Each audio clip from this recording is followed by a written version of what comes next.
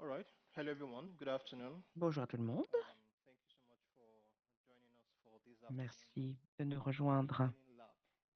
pour ce Learning Lab de I l'après-midi. think we have some more participants Je coming crois que d'autres participants nous rejoignent. so maybe we'll give maybe like On 30 va donc seconds for those who are peut-être planning to join.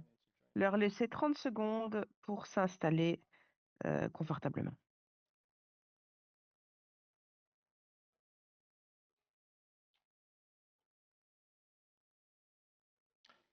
Okay. So welcome everyone to our Learning Lab B of the Educate International Conference on Alors, Redefine bienvenue à tous Education into a pour, New à ce Inclusive Learning and Lab Sustainable. B. This year's conference La is being conférence hosted de cette virtually année and a lieu online.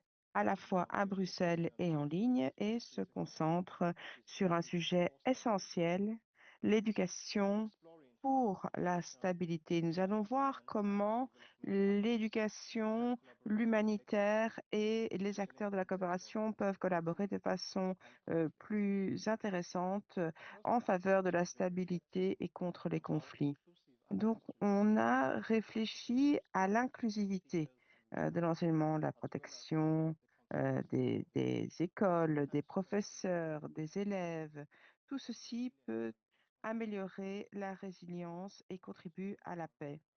Je m'appelle Milaf Johnson, je travaille avec le VVOB, je suis euh, développeur de projet et je vais modérer cette session de la VVOB. C'est la plateforme pour l'éducation au développement et donc travailler avec des organisations membres euh, des partenaires. Le VVOB en profite pour remercier toutes ces organisations, ces partenaires, intervenants, participants et stagiaires qui sont avec nous aujourd'hui. Merci de nous avoir rejoints.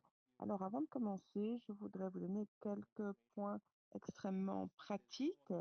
Je vois que vous n'avez pas pris de casque, donc je suppose que vous n'avez pas besoin de traduction puisque vous aurez ici la possibilité d'avoir une interprétation.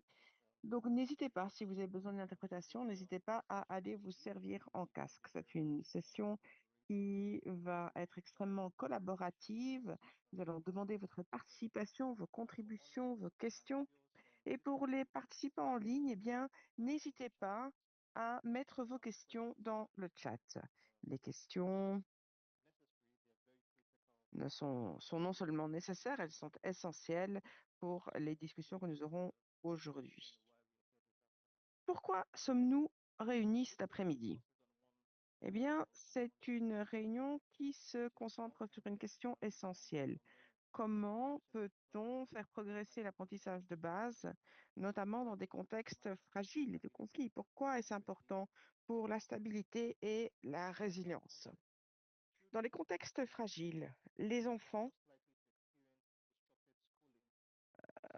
sont plus à risque de subir un apprentissage morcelé, des déplacements, des problèmes, des violences. Et donc, les enfants doivent être aidés à construire ces connaissances de base afin de pouvoir développer une vie future épanouissante. Il s'agit également de parler de possibilités et de preuves, de systèmes qui permettent aux enfants de continuer à apprendre. Donc nous explorons ce sujet de plusieurs points de vue, que nous disent les preuves, quelles sont les politiques, quels sont les partenariats également qui sont nécessaires pour que cela fonctionne. Alors, l'apprentissage fondamental, ce n'est pas simplement une priorité, c'est également un investissement dans le capital humain pour la résilience économique et la stabilité à long terme. Donc, le but est de passer d'une analyse de problème à un échange pratique sur ce qui fonctionne et pourquoi c'est important et ce qu'il faut pour que ça réussisse. Le but de la journée d'aujourd'hui, de la réunion d'aujourd'hui, sera de vous présenter un intervenant, Kitty Waite, qui est euh, responsable politique à à la direction générale de la Commission européenne pour les partenariats extérieurs. Elle apporte une perspective intéressante à ces conversations, notamment quand il s'agit de savoir comment la coopération internationale peut aider à soutenir l'apprentissage de base dans des circonstances difficiles. Donc, je pense que nous pouvons applaudir Kitty et lui céder directement la parole. Merci beaucoup. Bonjour à tous. Comme Demailo l'a dit, je m'appelle Kitty Waite et je suis responsable politique et éducation à la Commission européenne, partenariat étranger. Aujourd'hui, je vais vous parler de la perspective européenne sur comment on peut faire avancer la stabilité. Je vais vous donner également quelques exemples concrets. Euh, je vais vous parler de l'apprentissage de base, pourquoi c'est important, notamment dans les zones de conflit. Je vais parler un petit peu de l'approche Global Gateway, portail mondial, pourquoi nous en faisons partie et comment tout cela se rassemble euh, dans les différentes initiatives.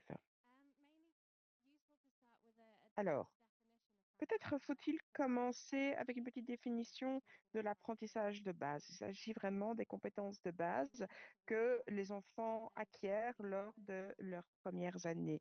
Donc, apprendre à lire, à écrire, euh, le calcul, mais aussi des compétences socio-émotionnelles. Tout se base là-dessus. Il s'agit véritablement euh, de, de, de, de la base fondamentale. Sans ça, c'est difficile de progresser à l'école, d'avoir un travail satisfaisant, etc. Et dans les zones de conflit, l'apprentissage de base devient encore plus nécessaire parce que les écoles fournissent un espace sûr, une routine jouent également un rôle de protection. Et beaucoup de personnes en ont parlé ce matin. Les enfants à l'école euh, pour moins de risques de travail des enfants, de mariage forcé et d'autres types d'exploitation. Alors, nous soutenons nos pays partenaires dans cet effort. Environ 12% des partenariats internationaux vont vers l'éducation et notre cadre financier pluriannuel qui court de 2021 à 2027 a accordé à cela 6 milliards d'euros. L'éducation est non seulement un droit fondamental, mais c'est également l'un des outils les plus efficaces pour adresser, pour traiter la pauvreté et l'inégalité. Euh, L'accent sur les résultats des apprentissages est mis sur les apprentissages et sur l'équité et l'inclusion, et notamment des enfants avec handicap. Nous savons que 44% du financement de cet enseignement va dans des contextes fragiles où les enfants courent les risques d'exploitation et de déplacement. Soutenir l'enseignement dans ce type de contexte est essentiel. Il s'agit non seulement de réagir à des crises, mais aussi adresser les causes fondamentales et développer la stabilité. En tant qu'acteur mondial dans un contexte fragile, l'Union européenne a vraiment travailler avec les plus fragiles. Nous avons différents boîtes à outils qui nous permettent de travailler en ce sens. Dans cette boîte à outils, nous avons l'approche Global Gateway, qui est une approche de partenariat international basée sur un investissement durable qui correspond aux besoins des pays partenaires et aux intérêts de l'Union européenne. Il s'agit ici d'une approche à 360 degrés, donc ça a une valeur démocratique, une transition verte, investissement pour les secteurs d'avenir, etc.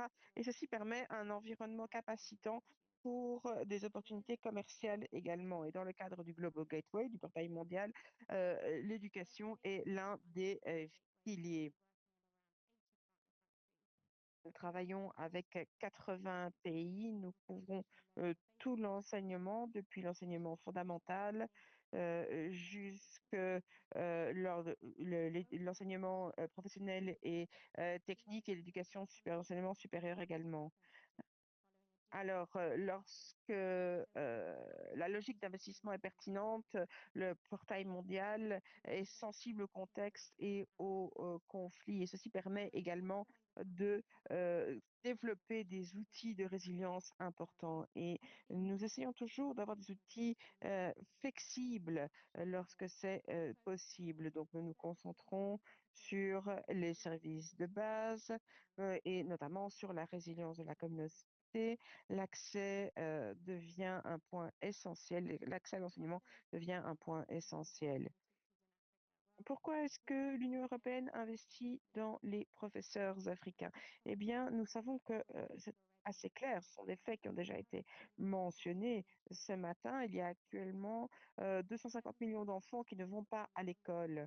70% des enfants de 10 ans ne sont pas capables de lire dans les pays faibles ou moyens revenus. Donc, c'est vraiment quelque chose de très important. Nous savons qu'il y a également un manque de professeurs. Nous savons que des professeurs seront nécessaires en Afrique pour atteindre les objectifs. De nombreux professeurs n'ont pas non plus les qualifications de base pour y arriver. Ce sont des professeurs qui travaillent dans de mauvaises conditions, qui sont souvent mal payés, qui ont peu de possibilités. Donc, ça peut être difficile en fait d'attirer des enseignants ou des personnes à enseigner.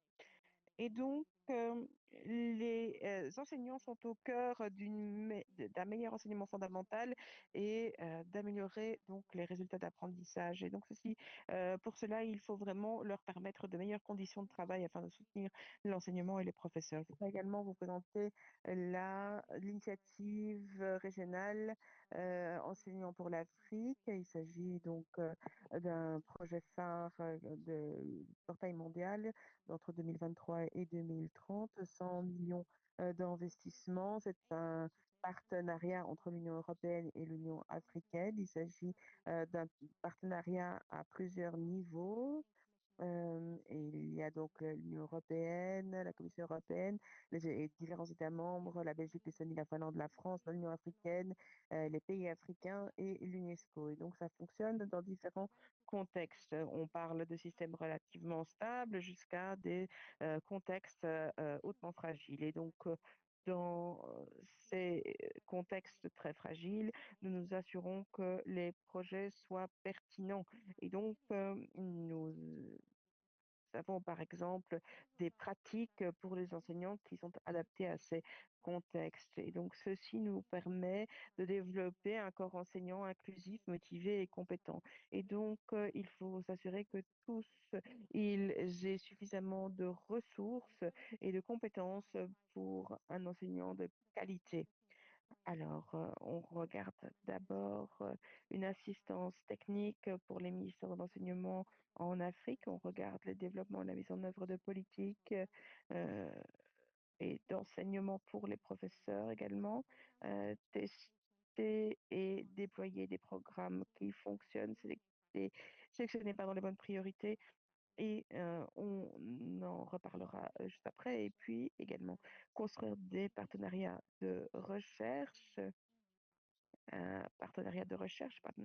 UE-UA, afin de bien comprendre les politiques et fournir de meilleures preuves pour le développement.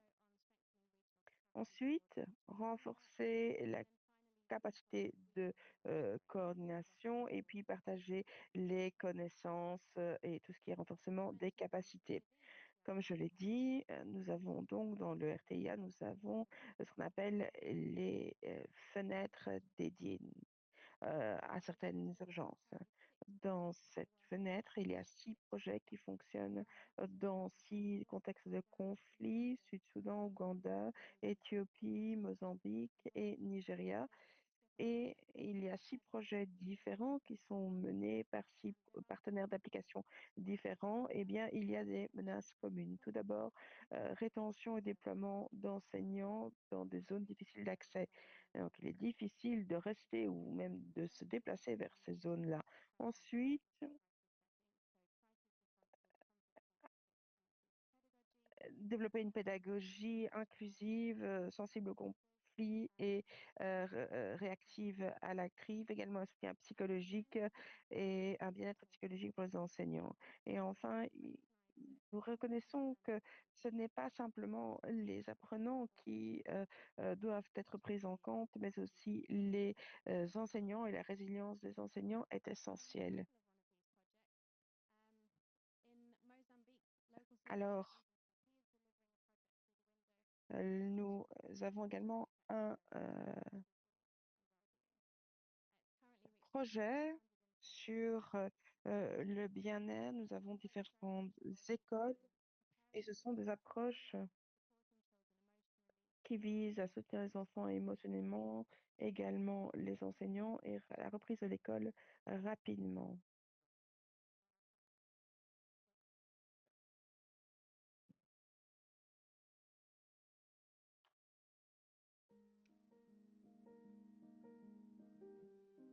Eu respondo pelo nome de Emília Virgílio Francisco Fernando, professora dessa escola primária Je de suis Coroa. professeur à l'école primaire Cora de Corona. J'enseigne en première année, j'adore mon travail. Et ce que j'aime, c'est que quand j'arrive, chaque jour, mes étudiants viennent me serrer dans leurs bras, j'en suis très fière. Foi fenômeno muito complicado. Na C'était altura, un moment très difficile, nous avons pratiquement tout perdu. Nous n'avions pas d'électricité, le prix de la nourriture était énorme. Dans ma maison, le plafond s'est presque écroulé, tous les vêtements étaient mouillés, les enfants ne pouvaient plus aller à l'école. C'était un moment où nous avons vraiment souffert, nous avons beaucoup souffert parce que nos écoles n'avaient plus de toit, les enfants étaient traumatisés. porque foi uma coisa, até que nem eu também nunca C'est une situation que je n'ai jamais vue auparavant. Et comment pouvez-vous dire aux enfants qu'ils doivent oublier ce qui se passe? esquecer naquilo. Mas como papel de En mãe, tant que mère, j'ai dû faire un effort informando que et foi j'ai dû leur dire que c'était passado, une tempête, que ça allait passer, que les enfants devaient oublier, não deviam colocar aquilo qu'ils ne devaient pas si, garder cela dans leurs souvenirs. C'était très difficile et personne ne veut que ça arrive à nouveau. as próximas vezes. Praticamente cair e C'est continuar. comme tomber et se relever en tant que professeur. J'ai le devoir d'informer les gens quand je vois la température ou quand je vois que le climat n'est pas bon, j'ai le devoir d'informer et de leur dire qu'ils doivent éviter de se tenir là où ils sont. Ils doivent également éviter de marcher dans les rues pendant les vents forts, pendant les pluies violentes. Nous devons rester en sécurité pour préserver nos vies. As nossas vidas. Então, sempre Et donc, quand nous voyons que la météo se dégrade, sempre devemos nous devons éviter de bouger si ce n'est pas nécessaire. senão Sinon, sofrer alguns danos. on pourrait être E a blessé. minha filha, Emília Sérgio, Ma fille, Emilia Sergia, a également été formée comme membre du comité de gestion des risques de catastrophe de l'école. Et je dois dire que j'en suis très fière parce que elle va pouvoir utiliser ses connaissances pour aider la communauté.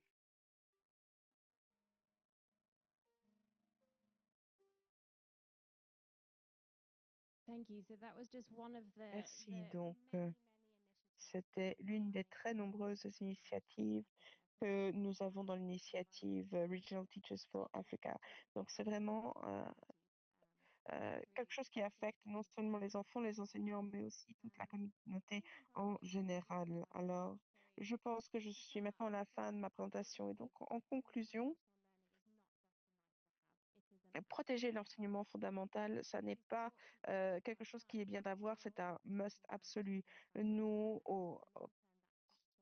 protégeons ainsi aussi les apprentissages fondamentaux des enfants et nous leur donnons une résilience dans des circonstances très variables et nous contribuons également à la résilience, la stabilité des communautés. Merci beaucoup. Je vous recède la parole. Merci beaucoup, Kitty. Je pense qu'on peut faire mieux. On peut faire mieux que ça comme applaudissement. I'm sure you agree. I'm sure that Je suis sûre que vous êtes d'accord avec moi. the video itself was very moving. And La vidéo en tant que telle était très émouvante. Et Kitty nous a donné un beau point de vue sur comment les politiques, les partenariats sont nécessaires. Donc, on va maintenant passer un cran plus haut et j'invite l'intervenant suivant.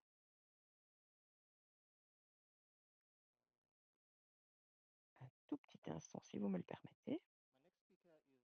Donc, mon intervenant suivant est Kiefer Lee Keaton, qui est spécialiste de l'enseignement à l'Université d'Oxford.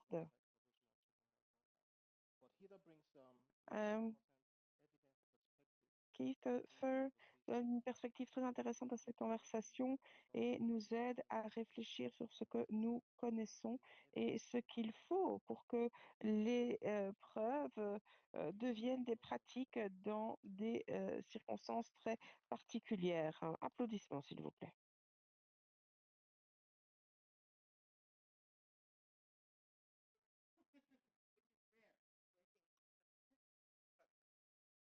Thank you very much, and thank you to Alors, VVOB. merci beaucoup. Merci au VVOB de m'avoir invité aujourd'hui. Nous sommes ravis de pouvoir partager certaines de nos conclusions. Alors, petit peu de contexte avant qu'on ne commence sur le sujet de l'enseignement dans le monde. Nous travaillons pour l'Université d'Oxford avec de nombreux partenaires que je ne peux pas tous nommer. Nous travaillons avec différents pays en Afrique et en Asie du Sud-Est. Nous faisons également des recherches sur le terrain et on regarde ce qui fonctionne dans différents programmes.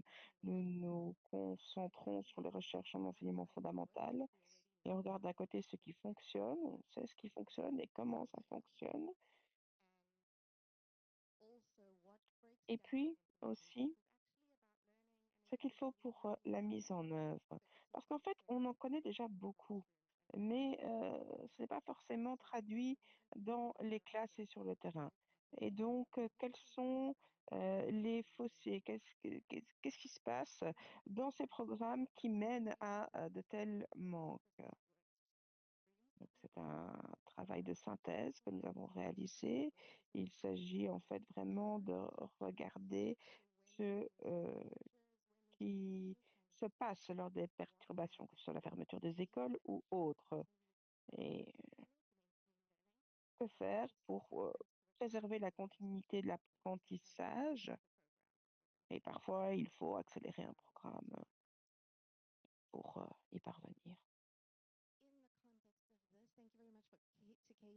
Alors, merci beaucoup, Kitty, d'avoir souligné l'importance de l'enseignement fondamental. Je vais également le défendre parce que c'est ce que nous défendons. Il s'agit d'une question fondamentale, particulièrement quand les enfants ne peuvent pas apprendre à lire. Ça veut dire qu'à l'avenir, ils ne vont pas pouvoir évoluer. On a pu voir que la moitié des enfants qui avaient terminé l'école primaire ne pouvaient lire que quelques phrases, quelques mots. Et donc, il y a vraiment des fossés énormes, pas simplement pour l'apprentissage, mais dans tous les domaines de la vie. Et donc, en Afrique, il y a eu un semestre de fermeture des écoles, même s'il y avait des programmes en place pour continuer l'apprentissage au Pakistan. Après le tremblement de terre, le problème d'apprentissage s'est poursuivi pendant longtemps. Et donc, en fait, ce sont les plus vulnérables qui sont le plus durement touchés, que ce soit les événements climatiques. Donc, l'équivalent dans les pays euh, euh, développés était bien inférieur. Et donc, nous savons que seulement un enfant sur trois qui vit dans un pays en conflit ou fragile euh, a quitté l'école en 2024. Donc, ceci montre que les enfants sont affectés et les plus vulnérables encore davantage. Alors, on a essayé de regarder non pas simplement un seul type de perturbation, mais plutôt des perturbations chroniques, donc qui sont soudaines et qui font mal. Ce sont celles finalement qui se prolongent assez longtemps, que ce soit des événements climatiques, que ce soit des épidémies, notamment la COVID-19, et puis bien sûr les conflits. Et donc nous avons pu voir qu'il y avait différents points. Donc pour tout ce qui est climat, bien sûr, il y a les cyclones, les inondations, mais il y a aussi les vagues de chaleur.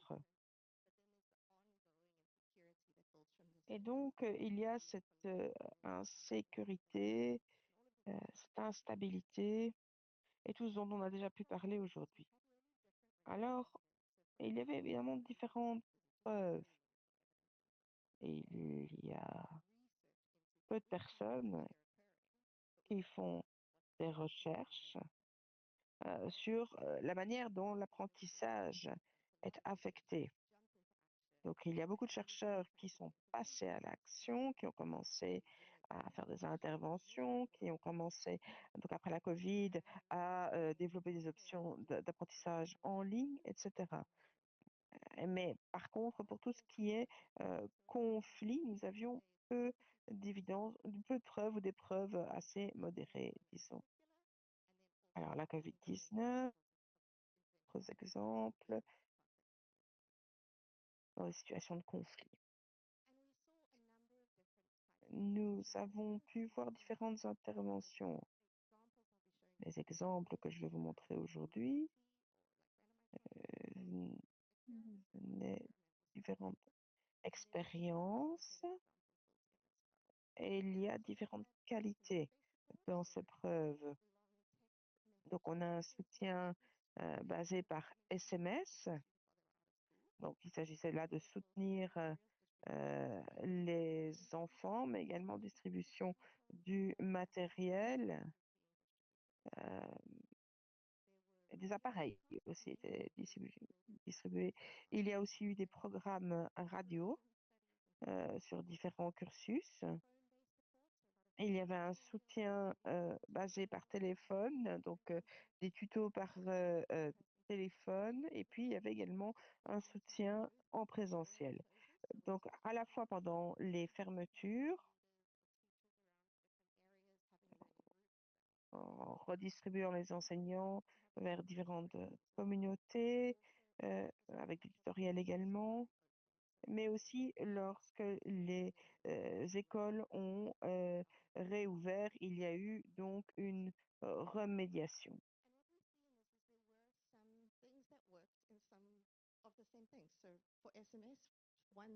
Pour les SMS, une des interventions qui a eu lieu dans 5 pays, l'envoi de SMS a fonctionné. Mais parfois, cela ne fonctionne pas. Nous avons vu également le soutien personnel. C'est un soutien qui peut fonctionner. Donc, il y a vraiment plusieurs solutions. Nous avons également essayé d'analyser les points communs, les caractéristiques qui fonctionnaient dans ces interventions. Et nous avons vu que lorsque les instructions étaient bien ciblées, eh bien, il y avait un mécanisme grâce auquel nous arrivions à savoir où les enfants se situaient dans leur processus d'apprentissage. Donc, il y avait plusieurs interventions qui prenaient des formes différentes. Ce sont des programmes qui incluent des contacts de réponse entre les enseignants et les élèves. Donc, on essaie de travailler au niveau du contenu. Il y a eu également des groupes WhatsApp au Pakistan. Les élèves qui avaient des difficultés étaient replacés dans des groupes WhatsApp et du contenu pédagogique pouvait être envoyé comme cela par le truchement de vidéos, par exemple. Et les enfants pouvaient ainsi répondre aux questions, réaliser des activités et renvoyer leurs réponses par WhatsApp aux enseignants. Il y a eu également des interventions réalisées au moyen de radio aussi. Et là, l'idée, c'est tout simplement d'ajuster la vitesse de l'émission sur la radio, par exemple. Parfois, il était très difficile d'entrer en contact avec certains. Donc, cela permettait de diffuser du contenu. C'était du contenu vraiment très, très interactif avec énormément d'opportunités d'interaction. Ce sont là uniquement 3 exemples du programme, ce qui a été fait pour qu'il y ait une continuité au niveau des apprentissages. Voyons maintenant ce qui n'a pas fonctionné. Eh bien, au niveau du contenu lié aux différentes années, vous aviez parfois des enseignants qui étaient en contact avec les étudiants, mais parfois il y avait des problèmes au niveau du contact lorsque les étudiants n'avaient pas la possibilité de répondre, par exemple. Par exemple, cela dépend du programme de cours. Lorsque certains programmes sont diffusés sur la radio, par exemple, cela ne fonctionne pas toujours non plus. Au Sierra Leone, par exemple, il y a eu des programmes radio diffusés. L'objectif était de couvrir le contenu de la matière et les enseignants se sont rendus compte que malheureusement, ils n'avaient pas le niveau suffisant pour s'engager dans ce contenu, mais ils avaient quand même la flexibilité pour s'adapter, pour adapter par exemple des tutoriels, mais c'était plutôt difficile au niveau de l'enseignement. Au Kenya, il y a eu des études réalisées. Là, c'était l'utilisation de plateformes en ligne, le fait de suivre des cours également par le truchement de la radio. Parfois, les enseignants appelaient les élèves pour aborder et couvrir du contenu. C'était un travail évidemment purement bénévole. Mais malheureusement, il n'y a eu vraiment aucun acquis en termes d'apprentissage, aucun gain en matière d'apprentissage, malheureusement. Les élèves recevaient un coup de téléphone de leur enseignant et en réalité, ils pensaient que c'était suffisant. Ils pensaient que le travail était terminé. Ensuite, nous avons réalisé cette étude dans 5 pays. Il s'agissait là de diffuser un contenu de mathématiques fourni par SMS. Et là, les résultats, je dois dire, étaient assez mitigés. Donc, on n'a pas toujours eu de très, très bons résultats. On a même eu des effets assez négatifs. Alors, regardons un petit peu cette étude. La preuve du concept dans un premier temps, ce qui a bien marché, et puis ensuite, les mêmes interventions ont eu lieu au Kenya, au Népal, aux Philippines, en Ouganda et en Inde. Les élèves ont reçu du contenu de mathématiques de plusieurs niveaux, envoyés par SMS, des instructions de base, des additions, des multiplications par exemple. Et lorsque le SMS était parti, finalement, il n'y avait pas vraiment de gain. En Ouganda, nous avons vu que parfois, dans certains cas, les écoles étaient fermées pendant 2 ans. Et donc là, évidemment, c'est du long terme. Mais lorsque on pouvait coupler ces SMS à des tutoriels par téléphone, lorsque l'on pouvait d'abord évaluer le niveau des élèves, lorsqu'on en arrivait à résoudre les problèmes grâce à des tutoriels de 20 minutes, eh bien là, on a vraiment vu des gains cohérents. Donc, quand vous avez ces colonnes assez hautes, cela veut dire que les écoles étaient fermées pendant très longtemps.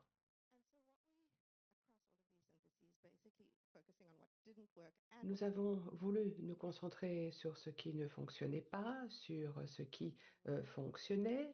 Il était important que les instructions soient ciblées et correspondent au véritable niveau des élèves. Ça, c'était vraiment très, très important. Et puis ensuite, il fallait qu'il y ait des contacts réguliers entre les enseignants et les élèves. Bon, il y a beaucoup de choses ici à l'écran, mais je voudrais tout simplement vous dire que ce n'est pas tout simplement l'un ou l'autre. Lorsqu'il n'y a pas d'instruction ciblée, eh bien, on voit qu'il n'y a pas de gain en matière d'apprentissage.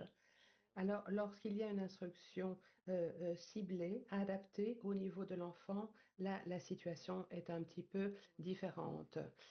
Lorsque vous arrivez en fait à avoir des interactions qui vont dans les deux sens, entre les enseignants et les élèves et vice-versa, et des instructions ciblées, alors c'est à ce moment-là que l'on a le plus d'avantages, le plus de bénéfices en matière d'apprentissage. Évidemment, c'est assez difficile d'évaluer le niveau des élèves, mais je pense que dans un premier temps, c'est vraiment très très important de cibler le niveau des élèves, de repérer les élèves qui rencontrent le plus de difficultés et de travailler le plus avec eux. Ensuite, deux cas particuliers ici que je voulais partager avec vous.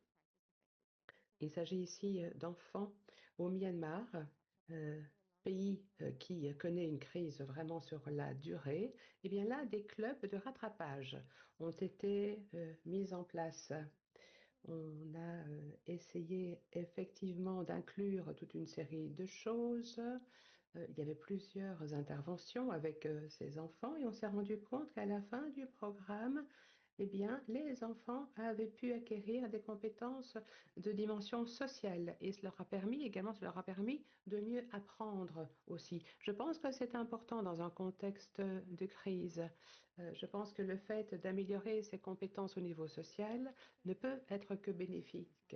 Au Niger également, là aussi, on a essayé de voir comment les enfants pouvaient répondre à ces situations stressantes, notamment parmi les communautés d'enfants déplacés. Et nous avons vraiment vu des améliorations, des améliorations à long terme également, rapportées par les enseignants. Donc un impact beaucoup plus important dans les classes.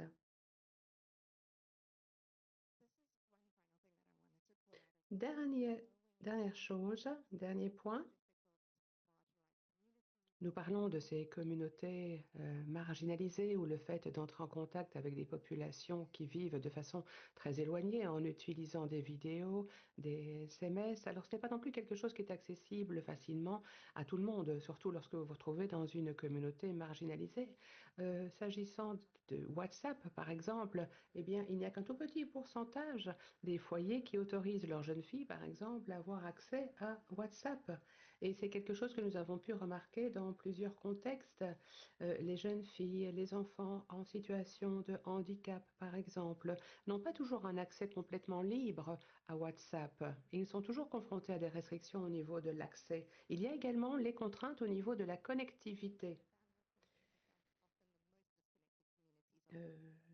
Et généralement, eh bien, les communautés marginalisées sont également laissées un petit peu de côté en matière de connectivité. Et puis, vous avez les pressions économiques. Il y a énormément de facteurs qui expliquent l'insécurité, qui expliquent pourquoi les enfants n'ont pas la possibilité de se rendre à l'école. Dans ces différentes interventions, nous avons vu qu'il est possible d'enlever ces obstacles. Lorsqu'il y avait déjà des structures en place, des structures en présentiel, lorsque vous aviez quand même déjà des relations bien établies, eh bien, je pense que cela permet d'améliorer les choses. Et on peut vraiment utiliser ces structures par temps de crise. Mais évidemment, il faut que ces systèmes existent déjà avant que les crises ne surviennent, pour que ces structures puissent continuer à fonctionner. Sinon, c'est parfois très très difficile lorsque tout est fermé ou lorsqu'il n'y a plus aucun lien. Pour terminer, comme je vous le disais, il existe des stratégies pour améliorer ces apprentissages fondamentaux. Ils ne sont pas vraiment liés spécialement aux crises. Nous avons vu que ceux qui parvenaient à maintenir un certain apprentissage partagent les mêmes caractéristiques. Donc nous savons ce qui fonctionne. Et d'ailleurs, nous le savons depuis des dizaines d'années. Ce ne sont pas les résultats ici d'études récentes. Nous savons très bien ce dont les enfants ont besoin. Et c'est vrai que c'est l'accès au contenu pédagogique qui est vraiment très très difficile. Et si vous parvenez à mettre en place des structures pour surmonter tous ces obstacles en temps de crise, eh bien, ça peut être une bonne chose.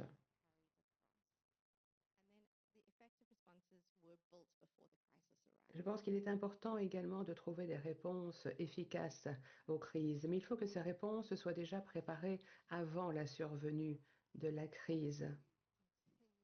Lorsque vous avez déjà un système bien en place, eh bien, je pense que c'est beaucoup plus facile de poursuivre le travail en temps de crise que de mettre quelque chose en place en partant d'une page blanche lorsque la crise est déjà bien installée. Je pense qu'il y avait notamment dans un cas déjà une attention portée au bien-être, par exemple. Et puis la pandémie de Covid-19 est arrivée, eh bien, comme il y avait déjà cette structure en place, on a pu vraiment se concentrer sur ces différents points, sur le contenu pédagogique. Le fossé que nous voyons, eh bien, c'est le fossé au niveau de la mise en œuvre. Ce n'est pas du tout un fossé au niveau des connaissances. Euh, Lorsque les, les crises arrivent, évidemment, des enfants décrochent. Et donc, je pense qu'il est important de mettre l'accent sur les apprentissages fondamentaux. C'est vraiment essentiel. C'est comme cela que l'on peut construire de la résilience. C'est comme cela que l'on peut faire en sorte qu'ils résistent par temps de crise et d'instabilité. Il faut vraiment soutenir le travail qui est déjà réalisé. Il faut poursuivre sur cette voie de la résilience. Je vous remercie. Pardonnez les interprètes, mais le son qui vient de la salle est vraiment très très bas, donc il est vraiment très difficile d'entendre les orateurs. Merci beaucoup pour cette séance. Je pense que grâce à ces différentes interventions, nous avons pu effectivement voir à quel point les apprentissages fondamentaux sont essentiels. Alors, je suis convaincue que certains et certaines d'entre vous ont déjà envie de poser des questions, mais très bientôt, nous allons pouvoir passer aux questions, mais je vous invite à en prendre note peut-être. Je m'adresse ici aux participants en ligne. Si vous avez des questions, n'hésitez pas à utiliser le fil de messagerie. Nous pourrons ainsi suivre vos questions. Au début de cette séance, je vous avais parlé de 4 orateurs, 2 oratrices en présentiel et 2 orateurs en ligne. Nous allons maintenant leur donner la parole. Nous avons donc 2 orateurs. D'abord, Hiwoti Simachu Terefe. Il est le directeur adjoint chez Plan International en Éthiopie, et Joseph Opondo, qui est le conseiller régional en éducation d'urgence chez Plan International, mais cette fois-ci au Danemark. Et donc, ce sont ces 2 orateurs qui vont maintenant prendre la parole. Et ils vont partager une perspective de terrain. Que signifient les apprentissages fondamentaux dans des contextes frappés par l'instabilité et les crises? Et je pense que nous allons pouvoir jeter un pont entre l'épreuve et les travaux de recherche, surtout en matière de mise en œuvre sur le terrain. Bien, je vous propose alors de donner la parole à nos orateurs en ligne. Nous allons d'abord donner la parole à Hiwoti, et puis ensuite ce sera le tour de Joseph Opondo. Hiwoti, je vous en prie, vous avez la parole. Bonjour, bon après-midi. Je suis Hiwoti, directeur adjoint. Je suis ici à Addis. Et nous aimerions aborder la thématique suivante, l'éducation inclusive dans des environnements d'urgence. Alors effectivement, nous allons pouvoir aborder notre expérience pratique. Comme vous le savez, en Éthiopie, nous sommes confrontés à plusieurs crises simultanément. Les déplacements, les chocs climatiques, mais il faut savoir que nous recevons également énormément de réfugiés des pays voisins. Donc il y a pas mal de dynamique dans l'enseignement. Nous devons être à même de répondre, de faire face à ces différentes crises. Le nombre d'enfants qui ne vont plus à l'école à cause de ces crises dépasse 9 millions, donc c'est peut-être plus que la population de certains de vos pays. Et nous voyons que les crises humanitaires, évidemment, ont un impact politique. D'après les chiffres du ministère de l'Éducation, il y a plus de 7 millions d'enfants en décrochage scolaire en raison du contexte géopolitique. Donc voilà quelques informations de contexte par rapport à la situation de l'enseignement. Au sein de plans internationaux, il s'agit d'un acteur clé dans le pays. Nous essayons d'offrir des services d'enseignement inclusif à ces enfants qui vivent dans des situations de crise. Nous suivons différentes méthodologies. Nous voulons veiller à mettre l'accent sur l'inclusion. Nous voulons mettre l'accent sur les apprentissages fondamentaux. Alors, je dirais qu'en matière d'apprentissage fondamentaux, c'est le sujet d'ailleurs principal de cette séance cet après-midi,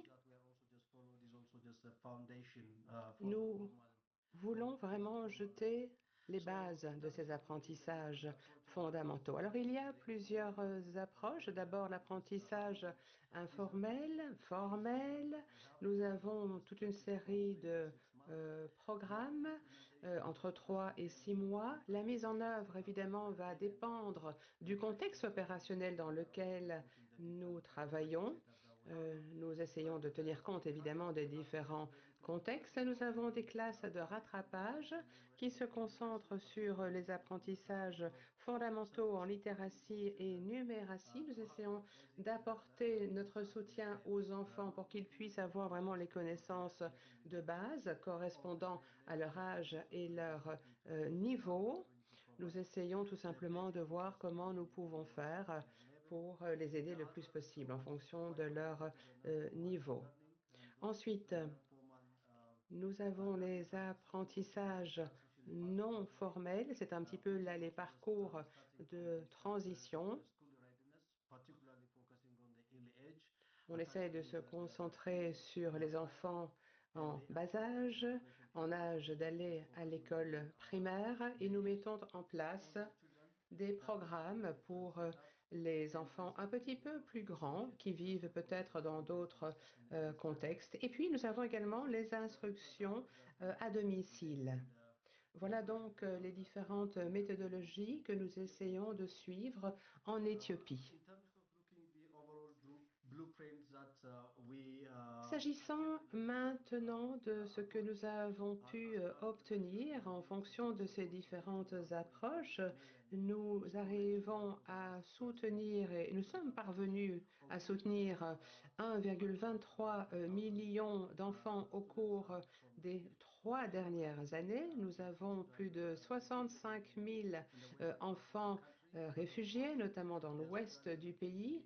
Bon, évidemment, nous avons des réfugiés soudanais qui vivent également en Éthiopie. Il ne s'agit pas uniquement de travailler sur l'environnement scolaire. Je pense qu'il est important également de travailler avec les éducateurs. Il faut essayer de renforcer la capacité des enseignants, leur donner tout le soutien nécessaire, essayer de faire en sorte qu'ils puissent continuer à se développer et développer leurs compétences professionnelles.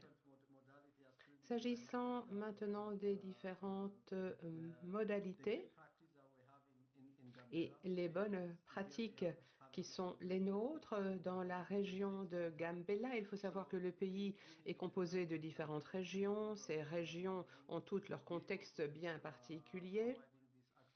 Nous essayons de fournir ces programmes d'enseignement accéléré pour cibler tous les enfants pour qu'ils puissent quand même avoir accès à l'enseignement. Donc, nous nous concentrons également sur les enfants un petit peu plus âgés. Nous avons mis en place ces clubs de rattrapage. Ensuite, la deuxième approche, il s'agit d'un programme de liaison en matière d'éducation. Là, nous travaillons avec un camp de réfugiés à Kambala et Luakdong.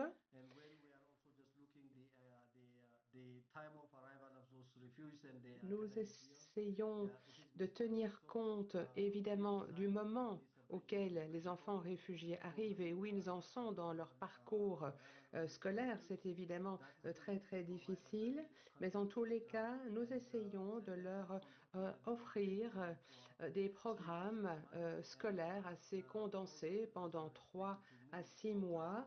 Et normalement, ces enfants sont censés alors passer à l'enseignement formel l'année qui suit. Donc, c'est un petit peu un programme d'enseignement de transition, finalement, pour remettre ces élèves à niveau. Et donc, le programme de cours est assez condensé parce que nous voulons combler un petit peu les lacunes et leur permettre de réaliser cette transition. Ensuite, autre région, Beni Shangul. Alors là, je dois dire que nous avons un large éventail de participants au programme. Nous avons un mélange de services d'enseignement alternatif pour les enfants. Il y a également les classes de rattrapage. Là, nous essayons vraiment de fournir les apprentissages fondamentaux. Nous voulons également améliorer la capacité des apprenants en littératie et numératie. Nous voulons cibler les nouveaux arrivés. Et donc là aussi, nous essayons de leur donner des cours un petit peu accélérés. Nous avons un programme de cours accéléré pour les enfants un petit peu plus grands. Donc c'est un mélange finalement d'opportunités d'enseignement, mais nous mettons vraiment l'accent sur les apprentissages fondamentaux. Ensuite, autre modalité d'enseignement. Un des défis auxquels nous sommes confrontés dans la région d'Amara, ce sont les conflits. Il y a effectivement là énormément de conflits entre différents groupes et donc l'enseignement à la maison a été introduit. Alors là, parfois, c'est assez difficile pour nous de commencer des programmes d'enseignement dans ces situations de conflit. Alors nous avons essayé de cibler des activités d'enseignement que l'on peut leur offrir parce que nous voulons vraiment les protéger et nous voulons essayer de sauvegarder ces apprentissages fondamentaux, de limiter l'impact des crises. Et bon, les écoles sont très souvent considérées ou utilisées comme des bases ou des casernes militaires. Donc malheureusement, les écoles ne sont plus physiquement accessibles. Et donc, nous avons voulu envoyer là des missions solidaires. Nous essayons de travailler avec les différentes agences, avec le gouvernement, pour que les écoles restent des espaces sûrs et pour qu'elles ne soient pas endommagées. Donc voilà, nous mettons tout en œuvre pour protéger les bâtiments scolaires. Nous pensons que c'est très important. Cela permet de protéger les apprenants et également les enseignants et les éducateurs. Bon, évidemment, lorsqu'il y a des conflits, les familles ont peur évidemment d'envoyer leurs enfants dans les écoles et nous avons décidé d'offrir des activités alternatives, à savoir de l'instruction, de l'enseignement à domicile, à la maison. Plutôt que d'envoyer les enfants à l'école, eh bien c'est l'école qui vient chez eux, chez les enfants. Nous pouvons utiliser des espaces d'apprentissage communs dans les différentes communautés et là, au moins, les enfants se sentent sûrs et se sentent protégés. Donc voilà, nous essayons de nous concentrer également sur la dimension sociale. Nous voulons apporter un appui social à ces enfants. Nous voulons les protéger le plus possible.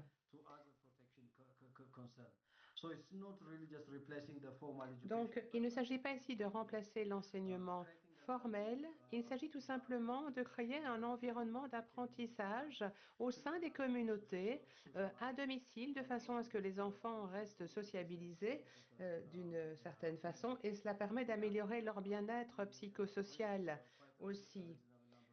Nous avons pu, et vous avez les chiffres ici à l'écran, nous avons pu vraiment travailler avec un nombre très élevé d'enfants dans ces programmes. Alors, avant de passer le micro à mon collègue, j'aimerais vous parler de ce programme, l'apprentissage par le jeu.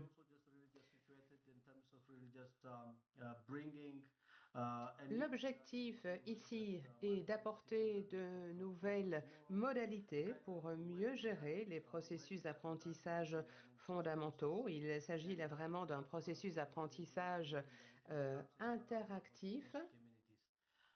Nous touchons là les communautés les plus éloignées. Donc cet apprentissage par le jeu, eh bien, bon, on aborde vraiment l'apprentissage par ce prisme du jeu. Nous essayons ainsi de tenir compte des caractéristiques culturelles, par exemple, ce que nous connaissons des différentes cultures dans les différentes parties du pays. Il s'agit d'un apprentissage extrêmement interactif que les élèves apprécient.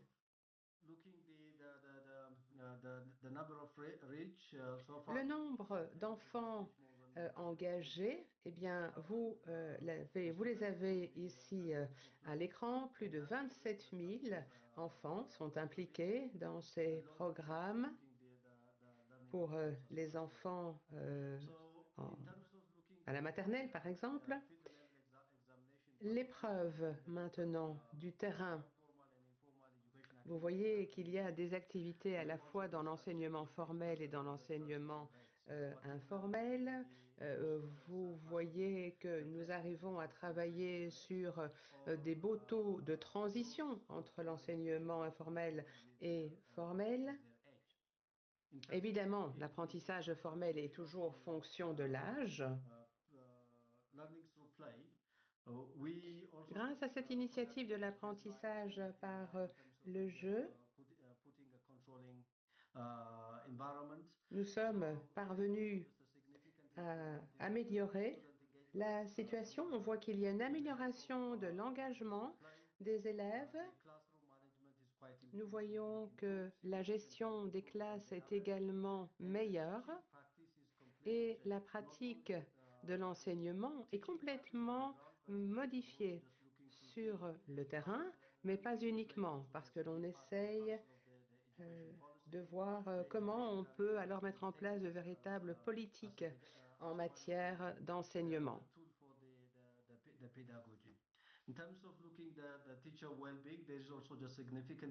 S'agissant du bien-être des enseignants, eh bien là aussi, il y a des améliorations au niveau de la préparation des cours et des leçons. Et puis, il y a également une amélioration au niveau de la collaboration entre les enseignants.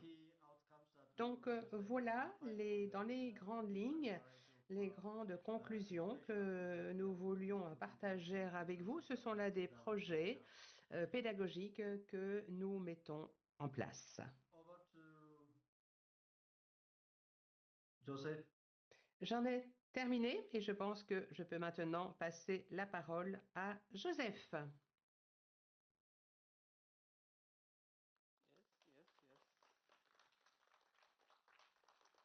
Thank you so much, Iwote. So we move over to Joseph once he's ready.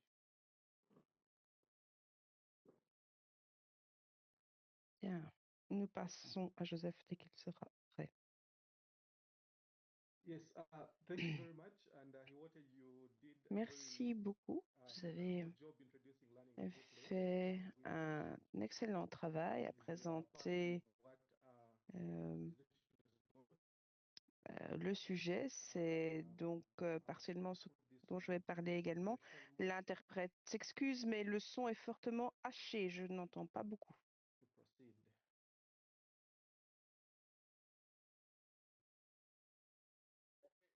Okay, well, so Bien, my name is Joseph Opondo. I je work with m'appelle Joseph Plan on Opondo. this Je travaille avec program called Plan Play sur Matters, un which programme qui s'appelle sits Play here Matters. Il in Zambezi s'agit with the d'une International Plan International intervention Child Alliance Innovation de Poverty Action 6 ans. and Donc, the area Plan of international ICT est is une in action partnership, of course, de with lutte the contre local la nations that is pauvreté. providing the resources. Et nous travaillons également The avec le project World works Child Alliance, closely with IPA, them, and BIT et la Fondation briefly Lego. to what the C'est initiative and un the work that we do there.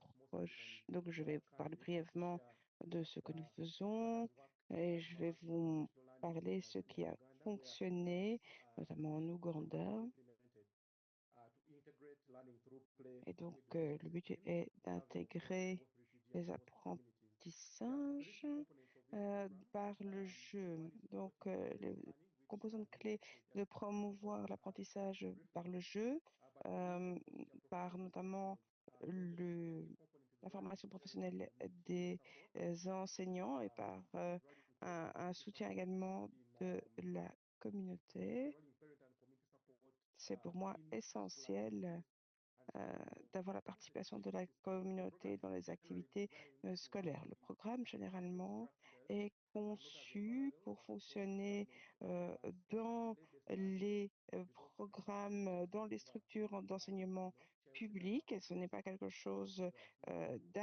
qui serait à côté de ces structures. Donc, je sais que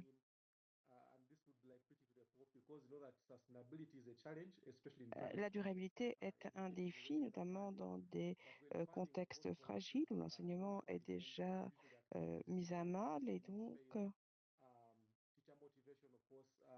c'est une motivation qui diminue, motivation des enseignants diminue, les activités s'arrêtent, l'engagement de la communauté s'affaiblit et donc c'est un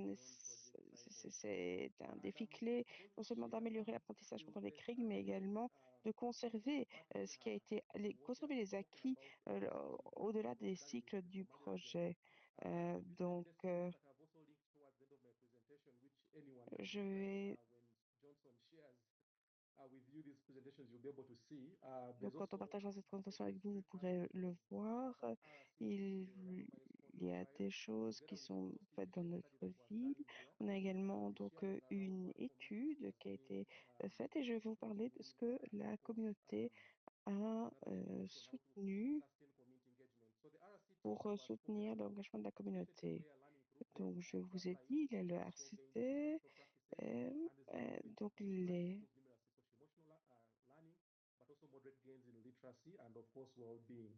But the other one that I want to highlight is the third bullet, which is je evident on veux the screen right now. je voudrais souligner donc les points qui sont sur votre écran.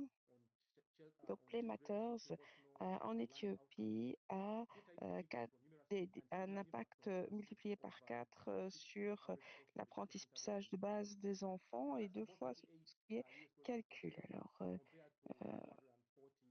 ceci pour un coût de $38 par enfant comparé à $240 par enfant, qui est une moyenne dans ce domaine. Donc en fait, l'apprentissage par le jeu peut être intégré dans des cadres de formation professionnelle des enseignants et ça permet de développer, de renforcer la qualité, l'égalité et l'inclusivité. Alors également, ce qui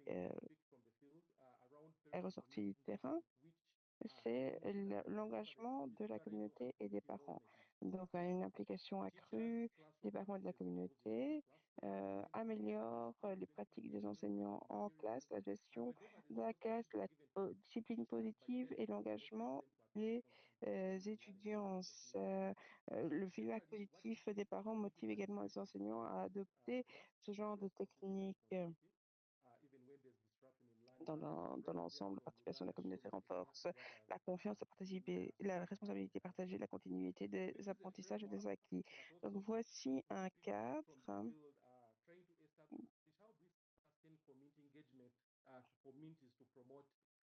Donc l'engagement de la communauté, le but est de continuer à les motiver. Alors, pendant 5 ou 6 ans,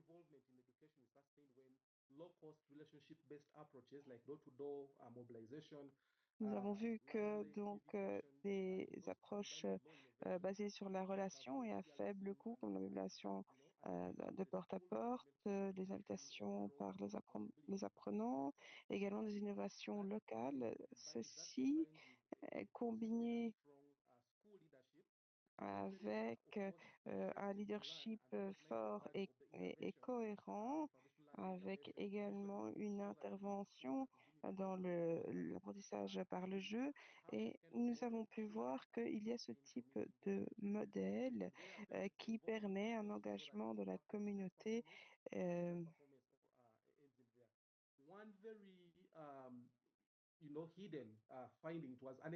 Alors, un résultat inattendu, c'était que les acquis académiques ont permis ou les environnements scolaires sont devenus finalement un facteur de cohésion sociale. En Tanzanie, on nous dit on ne peut plus faire la différence entre les enfants déplacés et les autres. Alors pourquoi est-ce que c'est important pour la résilience et la stabilité? Eh bien, c'est parce que ça permet de renforcer le capital humain. L'apprentissage par le jeu également développe l'empathie, la collaboration, l'interaction positive dans des communautés divisées, mais aussi dans les classes. Et puis aussi, ce sont des approches qui sont basées par la communauté, basées sur la communauté ou appropriées par la communauté et intégrées dans les structures. Alors, ce qui est important, vous le savez, il faut concevoir les choses dans un but de durabilité dès le début. Ensuite, il faut investir dans des stratégies relationnelles à faible coût, intégrer l'apprentissage par le jeu dans la formation et les cursus des enseignants sociaux, investir également dans les écoles, pardon, parce que je pense que ce qu'on a dit, il faut les intégrer depuis le départ, c'est quelque chose d'important. Et puis évidemment, il faut fournir un financement flexible, pluriannuel, qui soutient l'intégration plutôt un livrable parallèle à court terme. Alors c'est un projet pilote, mais quand on le déploiera, eh bien nous serons heureux de pouvoir le déployer. Et donc en conclusion, mes chers amis, l'apprentissage, l'enseignement fondamental peut progresser dans des contextes fragiles lorsque l'on intègre l'apprentissage par le jeu dans les communautés. Vous avez ici les différents liens vers les études. Vous pouvez également visiter le site internet playmatters.org et vous aurez ici toutes les données. Je vous rends maintenant la parole. Johnson, de la sorte, vous allez pouvoir continuer, pardon. Oui, merci, Joseph. On vous applaudit bien fort. Alors, je suis sûre que vous êtes d'accord avec moi. Ça a été intense, mais excellent. Alors, qui a des questions? Juste en levant la main. Qui a des questions? Alors, nous allons répondre à toutes les questions dans la salle d'aujourd'hui, je l'espère. Donc, est-ce que nous avons un micro? Alors, aussi une question en ligne. Alors, je voudrais inviter les différents intervenants à me rejoindre sur scène. Vous avez aussi une question. D'accord.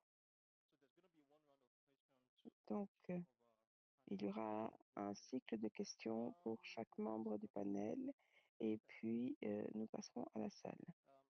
C'est ça.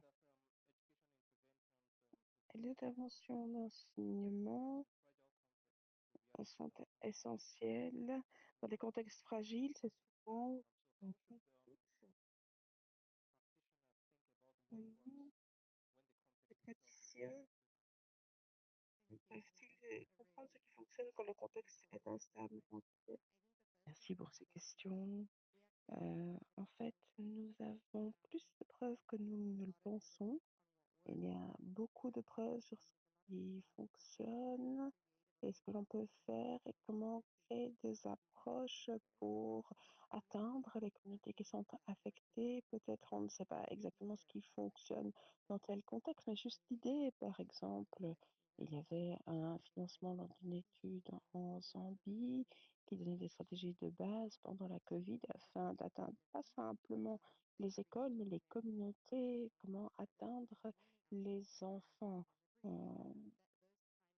Alors, il n'y avait pas des résultats qui étaient inclus, mais en tout cas, les stratégies, ça permet de voir ce que les gens font, ce qui existe.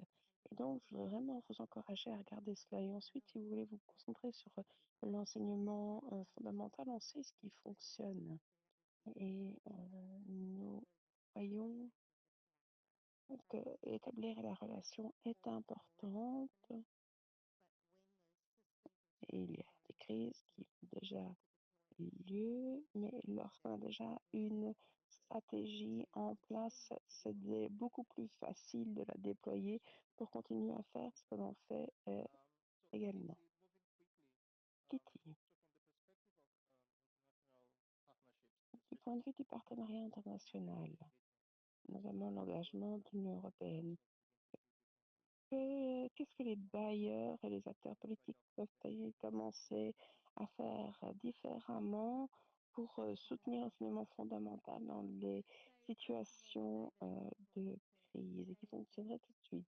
Ah, c'est une excellente question. Alors, je sais qu'il faut rester engagé là où c'est le plus difficile. Les besoins sont énormes dans des contextes fragiles, mais le soutien peut aussi être plus volatile. Au niveau de l'Union européenne, nous adressons une partie substantielle de notre financement à l'enseignement dans des contextes fragiles et donc nous utilisons pour ce faire une boîte à outils européenne pour que l'enseignement fondamental continue et pour promouvoir la stabilité. Ensuite, et ça ne va pas vous surprendre, hein, je vais de nouveau parler de l'initiative pour les enseignants en Afrique, mais donc tout ce qui concerne l'initiative pour les enseignants, les développer des politiques pour l'enseignement qui couvrent le recrutement, les conditions de travail, etc. Et pour nous assurer que les enseignants reçoivent véritablement un soutien. On a parlé beaucoup d'enseignement fondamental et ces compétences fondamentales établissent le cadre pour ce qui vient après, pour un apprentissage continu et pour le travail qui vient par la suite. Donc, nous devons pouvoir soutenir un chemin clair entre l'enseignement fondamental, l'enseignement secondaire et supérieur. Donc, il faut qu'il y ait des cursus, des orientations, mais aussi des financements afin que les jeunes puissent obtenir des compétences techniques et des opportunités d'emploi correctes pour leur donner ces opportunités et leur permettre d'avancer au-delà de l'enseignement fondamental et au-delà de l'école. Merci beaucoup. Applaudissements, je vous en prie. Donc, je passe maintenant à Timothée et Joseph.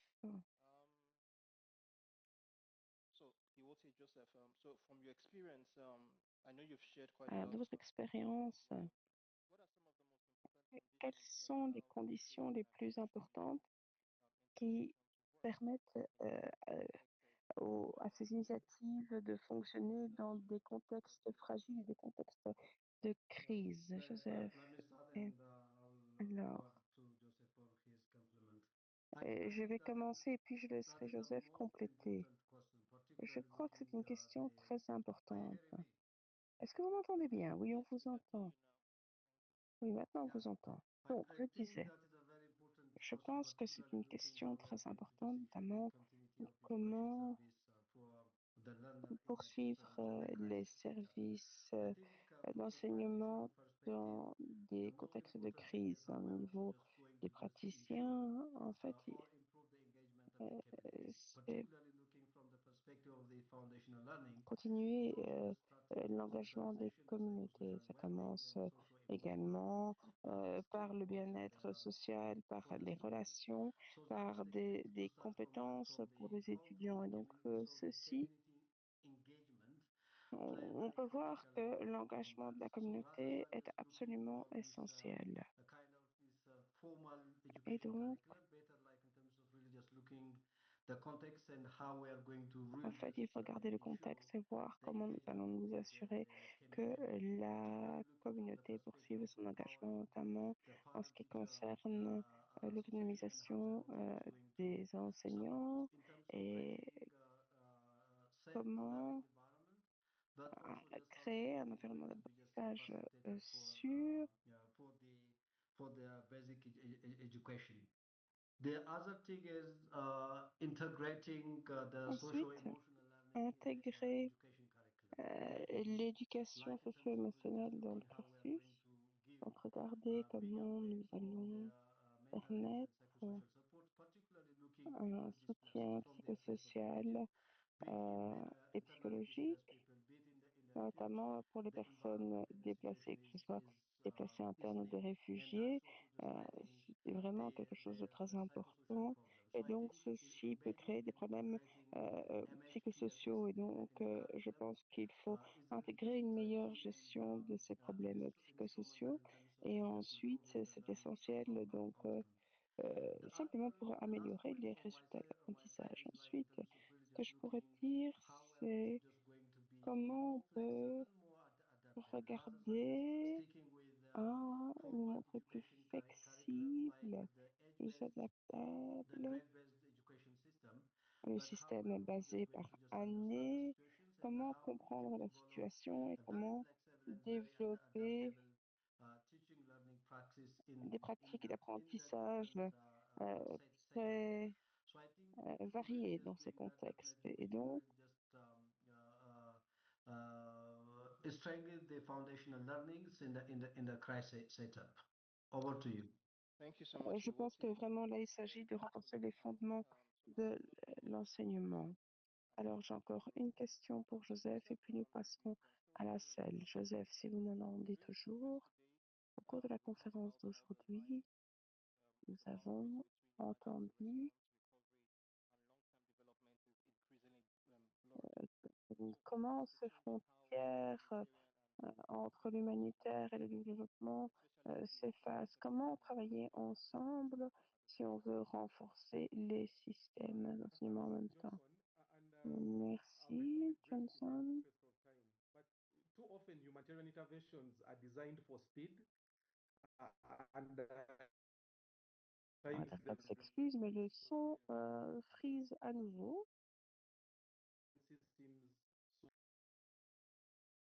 Elle est incapable de comprendre la phrase.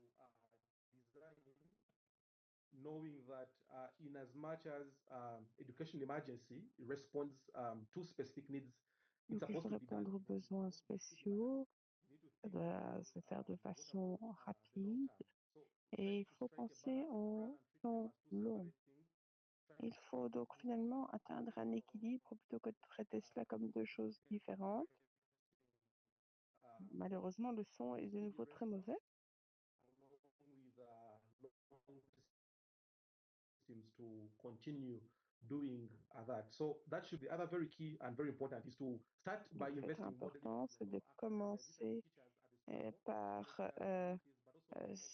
donc parler ou s'adresser aux élèves, aux instituts, aux enseignants, mais également à la communauté locale. Et donc, nous sommes les ONG, nous avons des capacités, mais il faut donc déployer ces capacités et s'assurer que nous les délivrions au bon endroit.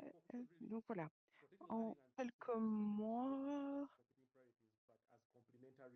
ce sont des approches qui doivent être vues comme complémentaires. Merci beaucoup à vous, Johnson. Merci. Nous allons maintenant passer aux participants en ligne, dans la salle, pardon, Sharon. Et ensuite, vous avez une question également. D'accord, merci. Merci aux intervenants pour cette session extrêmement intéressante. J'ai une question pour Heather.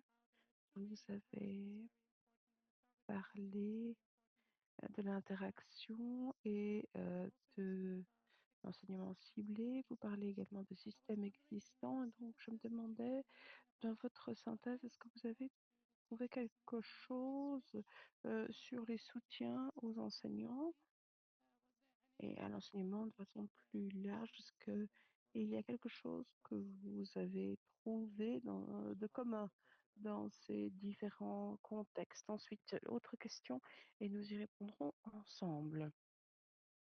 L'interprète tient à signaler que le son est très faible depuis le début.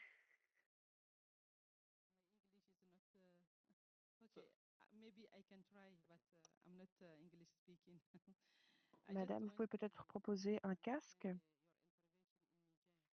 Donc, je voudrais mieux comprendre votre intervention au Niger. Vous avez dit que la moyenne était très basse.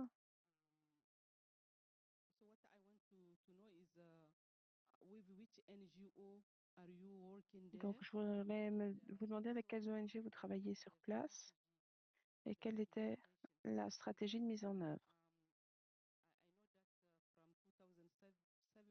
Je sais que de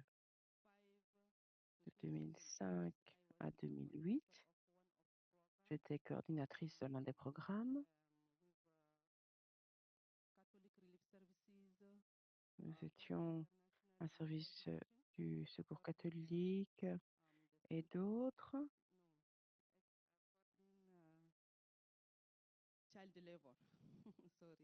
Et nous avions travaillé sur le travail des enfants. Notre première stratégie consistait à travailler très peu, au travailler dur avec les communautés, parce que si vous n'avez pas la confiance des communautés, eh bien, les enfants n'iront pas à l'école au Niger parce que le travail des enfants est très important. Et comme vous le savez, le mariage des enfants également.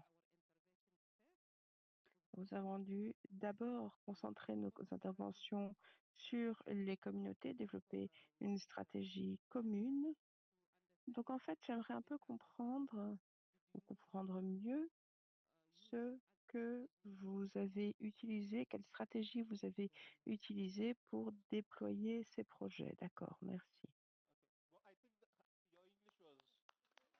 Bien, votre anglais était très bon. Maintenant, vous pouviez utiliser des casques qui sont aussi à votre disposition. Alors, nous avons 6 minutes pour conclure la session. Je vous laisse donc répondre. Alors, je vais commencer avec la question du Niger, si vous êtes d'accord. Alors, nous avons fait la synthèse de recherches publiées. De ce que j'ai compris, donc il y avait beaucoup d'engagement communautaire et il y avait notamment des points pour inciter les filles à aller à l'école. Il y avait différentes choses qui ont été faites. Alors, je peux partager le rapport avec vous, pas de problème, mais je n'ai pas travaillé sur la question en tant que telle. Je l'ai simplement, entre guillemets, traduite en preuve. Alors, Sharon, le soutien pour les enseignants, j'aimerais vraiment bien que ce soit plus pris en compte. Je suis enseignante moi-même et souvent on pense que c'est interchangeable. Et on n'a pas vraiment une bonne idée du soutien dont ont besoin les enseignants. Et donc, ce sont des choses qui ne sont pas toujours bien reprises dans le rapport, dans la recherche. Donc, j'aimerais vraiment que ce soit plus pris en compte dans ces rapports parce que je pense que c'est vraiment les connaissances qui peuvent être traduites en réalité. Que faire pour permettre aux enseignants de faire ce qu'ils ont à faire? Il ne suffit pas de leur dire faites les choses différemment. Vous savez, j'étais enseignante moi aussi, donc j'ai une bonne idée. Il y a une étude à Madagascar. La seule chose qu'ils ont fait, c'est former les enseignants pendant la Covid. Il y avait également des associations d'enseignants qui ont fonctionné et la formation était assez ciblée et ça a été très réussi. Et on a pu voir des résultats simplement sur la formation des enseignants. Et donc,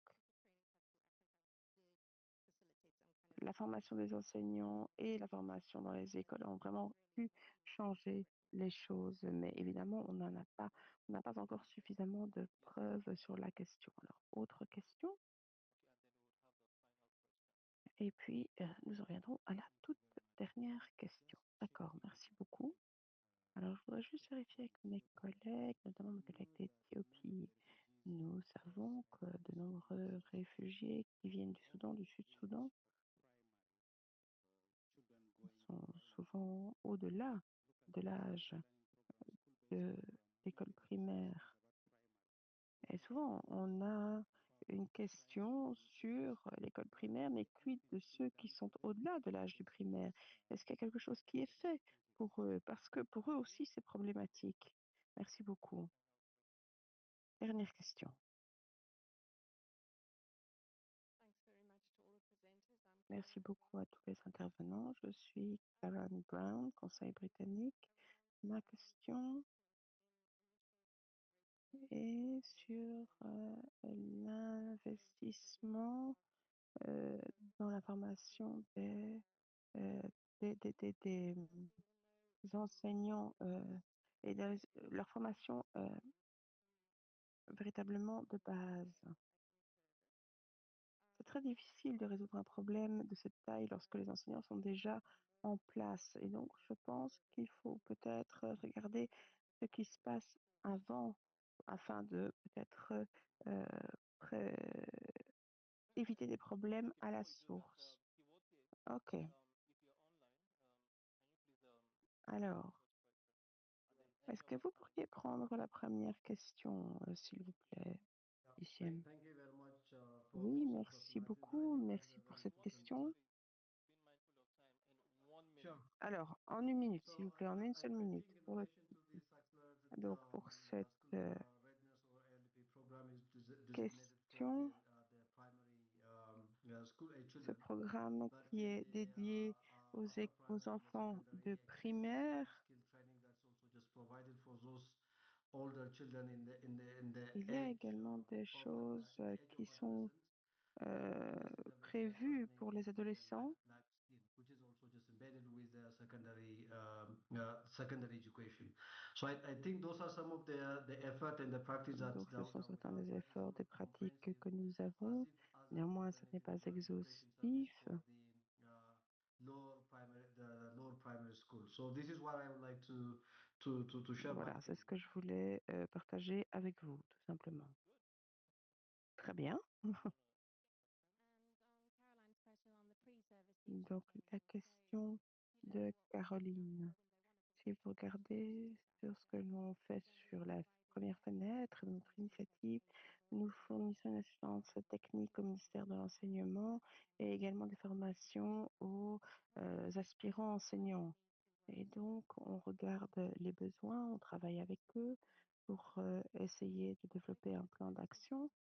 Et donc, il est maintenant 3 heures, mais je pourrais partager des informations avec vous par la suite.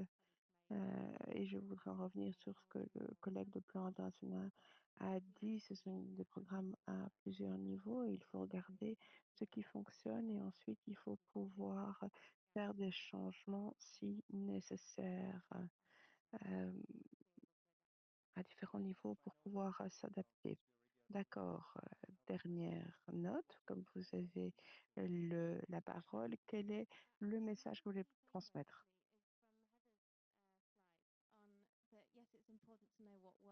also what doesn't work. And that was really refreshing.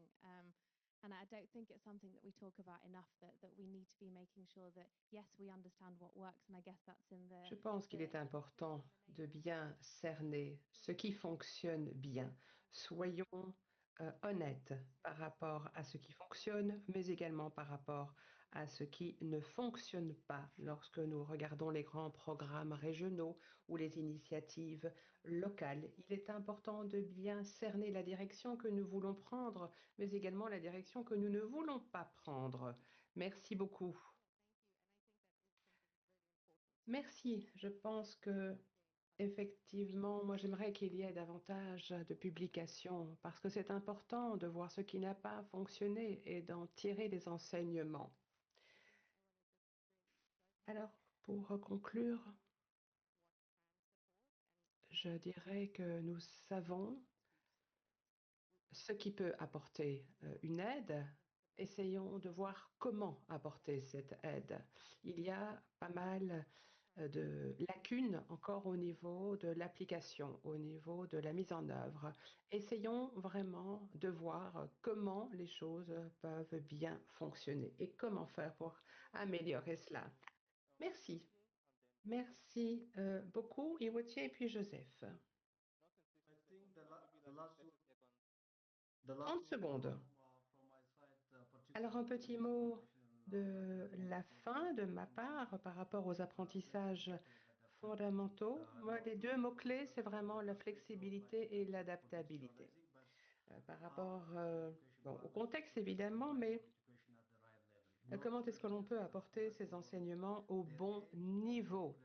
Donc, il ne faut pas uniquement se concentrer sur le système des différentes années scolaires et l'âge, mais voir vraiment comment faire pour travailler au bon niveau, au niveau le plus approprié.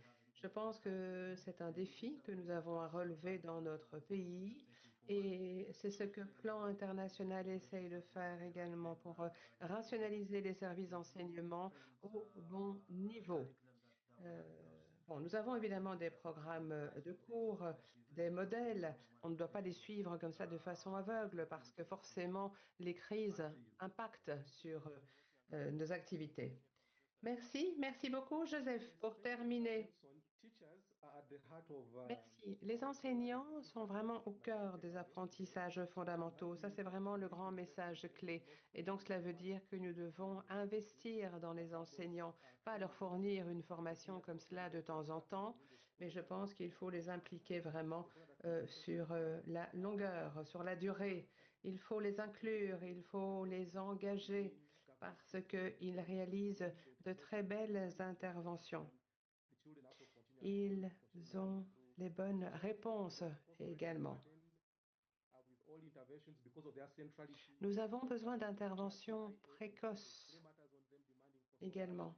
Je sais que la situation de crise est une situation extrêmement exigeante, mais nous devons les impliquer, nous devons les traiter comme étant des acteurs extrêmement importants dans la promotion des apprentissages fondamentaux. Merci, merci beaucoup Joseph. Je pense que nous pouvons applaudir chaleureusement tous nos orateurs. Alors, ce qui apparaît très clairement aujourd'hui, c'est qu'il ne faut pas uniquement identifier les défis, il est important de comprendre ce qui fonctionne bien, pour qui, dans quelles conditions, et ce qu'il faut faire pour travailler dans la durée. Nous allons lever cette séance, clore cette séance sur ce sujet. Merci beaucoup à nos orateurs. J'aimerais également vous rappeler que toutes les présentations, toutes les slides seront disponibles sur le site ultérieurement. Merci beaucoup.